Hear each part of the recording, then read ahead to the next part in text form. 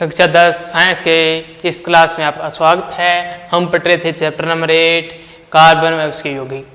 अब तक हमने अप्रूप के बारे में पिछली कक्षा में पढ़ लिया था, फ्लोरीन के बारे में। अब है बात हमारी क्लोरोफ्लोरोकार्बन यानी फ्यून की। अब आता है हमारा 8.5 एक टॉपिक फ्यून क्लोरोफ्लोरोकार्बन। ये बड़ा ही सिंपल टॉपिक है, कोई कठिनाई नहीं है। हमें पहले देखना पड़ेगा क्लोरोफ्लोरोकार्बन यानी फ्यून है क्या, फ्यून वास्तव में है क्या। फ्यून के लिए एक शब्द आता है पहले पोली, ये नाम हो गया पोली क्लोरो फ्लोरो एल्केन।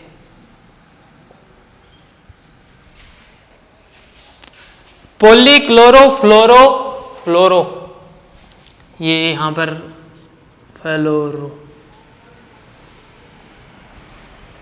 फ्लोरो, ये हो गया हमारा क्लोरोफ्लोरो फ्लो।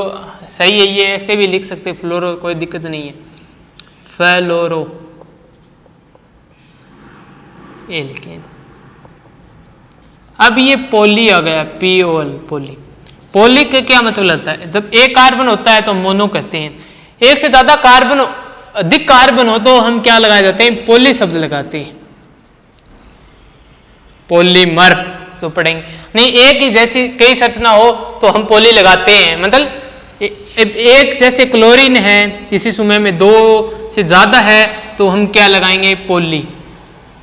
2 से ज्यादा 3 है, 4 है, 5 है। सामान्यतः इनके नाम तो होते हैं टेट्रा ट्राई, लेकिन अधिक होते हैं, ज्ञात नहीं होते तो लगाते पोली। ये जनरली नाम है इसका, पोली क्लोरो फ्लोरो एल्केन। मतलब जो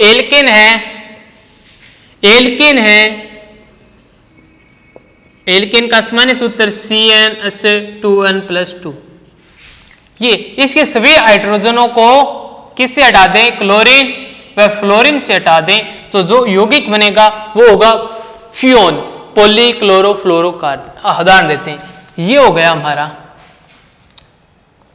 एल्केन। इथेन हो गया, इसके 6 हाइड्रोजन को हटा दिया, 3 तो क्लोरीन जोड़ दिए, 3 ही फ्लोरीन जोड़ दिए तो C2C3F3। तो ये हो गया फ्यून हो गया हमारा। ये एक इसी के लिए लगाए पोली मतलब सभी व्यापक। इसमें 3 है, हम पता है क्लोरीन 3 है, 4 है, वो लिख सकते हैं। टेट्रा क्लोरो और ये टेट्रा फ्लोरो एथेन, ये नाम हो गया सिंपल। संख्या क्रम जिस लिखे हैं उसके आधार पर लिख दें। ये सिंपल सी है। एल्केन के सभी कार्बनों को जब हम परिभाषा पूछे फ्यून है क्या, एल्केन के सभी कार्बनों को हम किसी विधि द्वारा हटाकर उनके स्थान पर क्लोरो फ्लोरो को जोड़ दिए जाए तो एक प्रकार का जो यौगिक बनता है वो पॉलीक्लोरोफ्लोरो एल्केन होगा। इस यौगिक को ही फ्यून कहा जाता है। ये फ्यून की डेफिनेशन होगी सिंपल। यानी कार्बन परमाणु से जब क्लोरीन या फ्लोरीन जुड़ता है तो इस प्रकार के यौगिक को क्लोरोफ्लोरोकार्बन यानी CFC, जिन्हें फ्यून कहते हैं, मतलब क्लोरोफ्लोरोकार्बन यानी CFC के बारे में आपने पढ़ा होगा कि जो हमारे ओजोन पर तो उसको नुकसान पहुंचाने वाली सबसे मेन चीज है CFC, वो यही है फ्यून क्लोरोफ्लोरोकार्बन। ये इसका सिपेक्स में नाम हो गया क्लोरोफ्लोरोकार्बन।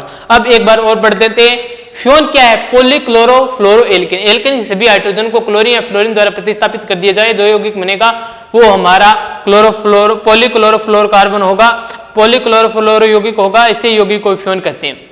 अब ये यौगिक है, सामान्यतः हम फ्यून पढ़ते हैं, एक प्रकार का फ्यून मुख्य फ्यून होता है CFC। ये सबसे सिंपल फ्यून के बारे में, निर्माण के बारे में जानकर पढ़ेंगे, वही हमारे सबसे ज्यादा काम आता है ये निर्माण विधि। पहली निर्माण विधि किसकी?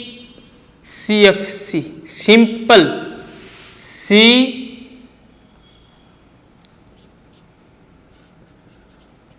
ये हो गया। ये सबसे पहला उदाहरण फ्यून का, सबसे सिंपल जो है, सबसे ज्यादा यूज होता है, जो हमारे काम आता है, वो यही फ्यून है। तो इस फ्यून का निर्माण करेंगे, कैसे करेंगे? तो इसकी एक सिंपल विधि रिएक्शन है, सिंपल रिएक्शन है जो हमारी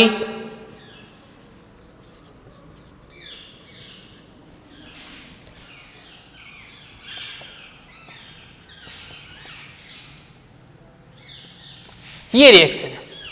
इस यौगिक की CCl4 की क्रिया कराते हैं टेट्रा फ्लोराइड से SbCl5 की उपस्थिति में। तो क्या यौगिक बनता है? ये हो गया हमारा क्लोरोफ्लोरोकार्बन और ये हो गया HCl। तो ये क्या है? इसका क्या नाम है? कार्बन। ये एक अच्छा विलय कार्बन, 4 क्लोरीन है, टेट्रा कार्बन टेट्रा क्लोराइड। ये हो गया हाइड्रोजन फ्लोराइड। ये हमारा उत्प्रेरक हो गया, उत्प्रेरक कह सकते हैं, जिसकी उपस्थिति में करवाते हैं। ये हमारा क्या होगा? फ्यून। ये HCl हाइड्रोजन क्लोराइड। अब इसका क्या नाम हुआ? 3 क्लोरीन है तो क्या आएगा? ट्राई क्लोरो आएगा, पहले फ्लोरो क्लोरो आएगा क्योंकि C पहले आता है, ट्राइक्लोरो ट्राइक्लोराइड और मोनोफ्लोराइड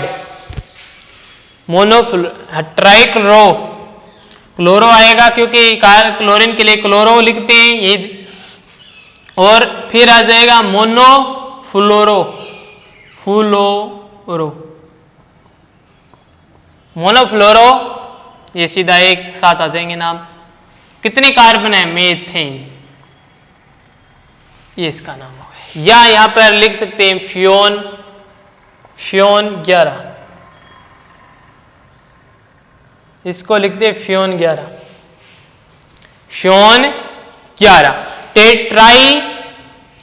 ट्राइक्लोरो मोनोफ्लोरो मीथेन फ्यून फर्स्ट हो गया।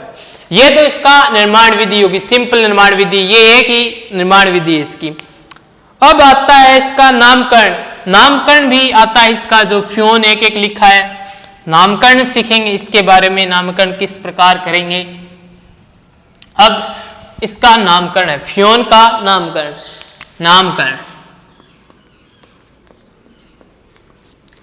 नामकरण लिखते हैं, कैसे लिखते हैं नामकरण? ऐसे, फ्यून XYZ। XYZ क्या है? संख्या है सभी, ये कोई ऐसे लिखी जाएगी, संख्या है यानी गिनती है, कह सकते हैं संख्या, यानी जैसे 1 2 3 ये हो गई। X 1 हो गया, Y 2 हो गया, Z 3 हो गया। अब XYZ है क्या? तो X क्या है? जो फ्यून है उसमें, फ्यून में कार्बन की संख्या से 1 कम, मतलब जितनी कार्बन की संख्या मान लें C है तो उससे 1 कम हो जाएगी, 1 घटा देंगे। Y क्या है? अब Y भी, अब देखेंगे फ्यून X तो हो गया हमारा, जो फ्यून अणु है उसमें कार्बन परमाणु की संख्या से 1 कम। Y क्या है? हाइड्रोजन परमाणु की संख्या से 1 ज्यादा। फ्यून में हाइड्रोजन परमाणु की संख्या से 1 ज्यादा, मतलब हाइड्रोजन संख्या H है तो 1 जोड़ देंगे उसमें। अब Z क्या है? अब Z के बारे में आता है, फ्यून में उपस्थित फ्लोरीन परमाणु की संख्या, F परमाणु की संख्या, F परमाणु F है तो X हो गया कार्बन की संख्या से 1 कम लिख देंगे, और Y हाइड्रोजन परमाणु की संख्या से 1 ज्यादा। फ्यून में Z हो गया फ्लोरीन परमाणु। अब इसके कुछ उदाहरण है नामकरण के, सिंपल। पहला नाम CFC3 CF2 Cl2, ये 2 उदाहरण है हमारे, 2 उदाहरण है बड़े, और एक उदाहरण और दे देते हैं आपको। 2 उदाहरण ये हो गए,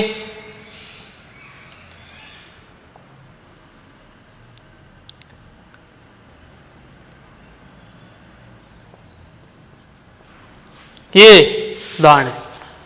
अब ये हो गया, तो हम इसमें क्या ज्ञात करेंगे, x का क्या मान है, y का क्या मान है, z का मान क्या है। तो फिर फ्योन तो लिखना ही है, ये नाम तो, और इसके आगे लिखनी है x y z। x ज्ञात करनी, x क्या, कार्बन कितने, एक है, तो x का मान कार्बन से एक कम, तो 1 माइनस 1 यानी x का मान 0। हाइड्रोजन की संख्या कितनी है, उससे एक ज्यादा, हाइड्रोजन संख्या 0 है तो y का मान 1। फ्लोरीन की संख्या 1 है तो 1। इसका नाम हो गया फ्योन 11। अब इसका क्या नाम है, कार्बन की संख्या से एक कम, x का मान यानी 0। हाइड्रोजन की संख्या 0 है तो 1 आ जाएगा, फ्लोरीन की संख्या 2 है तो 2 आ जाएगी। तो इसका नाम हो गया फ्योन 12। अब इसका नाम है, इसमें कार्बन की संख्या 2 है तो 1 कम हो जाएगी तो 1, हाइड्रोजन की संख्या 0 है तो 1 आ जाएगा, फ्लोरीन 2 है तो 2 आ जाएगा, फ्योन 1 1 2, ये हो गया। अब ये नीचे वाला नाम है क्या है, तो 3 क्या है, Z का मान, Z यानी फ्लोरीन की संख्या, तो Z 3 फ्लोरीन की संख्या, X 1 है, हाइड्रोजन 1 है, मतलब 3 तो क्या है फ्लोरीन, प्लस हाइड्रोजन कितने हैं हमें, हाइड्रोजन की संख्या 1 कम कर देंगे इससे, मतलब 0 हाइड्रोजन है। कार्बन की संख्या कितनी है, 1 जोड़ देंगे मतलब 2 कार्बन है, और बाकी संयोजकता क्लोरीन द्वारा पूरी होगी। तो कितनी हो गई, 2 कार्बन 3 फ्लोरीन। अब जब 2 कार्बन होते हैं तो उसके साथ CH6 होता है, 6 संयोजकता हो गई, क्योंकि 2 कार्बन एक तो खुद एक दूसरे से बंध बनाकर एक संयोजकता पूरी कर लेंगे, तो 3 रह गई क्लोरीन की। तो ये इसका फ्योन 113 का सूत्र हो गया। अब इसका नामकरण करें, इसके लिए x का मान कितना है, 2 कार्बन 1, y का मान, हाइड्रोजन संख्या 0 है तो 1 बढ़ जाएगा, z का मान फ्लोरीन कितने 3, तो क्या आ जाएगा 3 आ जाएगा फ्लोरीन। तो इसका नाम क्या जाइए। अब है अंतिम टॉपिक इसका फ्योन से संबंधित, इसका यूज। बड़ी ठंडी गैस है, ठंडी करती है, बड़ी ठंडी गैस होती है ये, तो इसका जो यूज है महत्वपूर्ण है, वो एक तो होता है अक्रिय विलायक।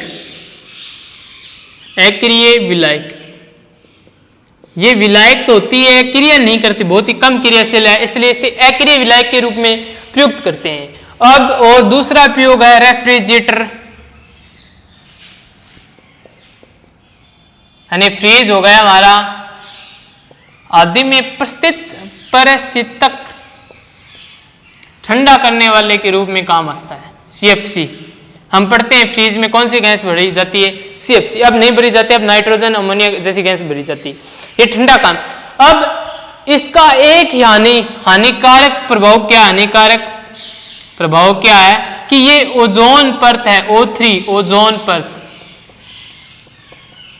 को नुकसान पहुंचाती है, नुकसान पहुंचाती है ओजोन परत को CFC फ्योन।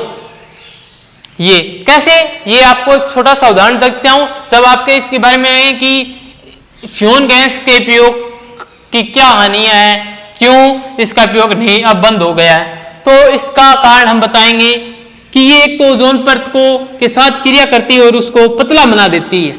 ओजोन परत मोटी है, उसके साथ क्रिया कर उसे पतला बना देती है, जिससे इसमें छिद्र हो जाता है और हानिकारक परावैंगनिक किरण आकर दुष्कर प्रभाव डालती मानव पर। अब है इसके ये है CFCl3, ये तो हमारी CFC गैस हो गई, क्लोरोफ्लोरोकार्बन। अब ऊपर है ओजोन पर O3, ओजोन का सूत्र 3, तो ये इससे क्रिया करता है, तो क्या बनता है CFCl2O3 प्लस, मतलब ये हो गया कैटेलाइजेशन, यानी ये हो गया मुक्त मूलक, मतलब इसके पास एक इलेक्ट्रॉन की कमी है। अब ये मुक्त मूलक करेगा क्या, ऐसे आएगा, ओजोन के साथ विक्रिया करेगा, Cl O बना लेगा, ऑक्सीजन निकल जाएगी। ऑक्सीजन मिल गई, ओजोन टूट गई, O3 किस में चेंज हो रहा, O2 में। धीरे धीरे ये O2 की मात्रा बढ़ जाएगी, O3 की घट जाएगी। इसका इसलिए हानिकारक फ्यून का एक ही प्रभाव है कि ओजोन परत को नुकसान पहुंचाता है, इसलिए इसके आजकल इसका उपयोग बंद हो गया है। सिंपल सी बात है, फ्यून का उपयोग ये अभिक्रिया सिंपल सी, जिसे हम इसके बारे हानिकारक प्रभाव के बारे में बता सकते हैं। अब मिलते हैं नेक्स्ट कक्षा में।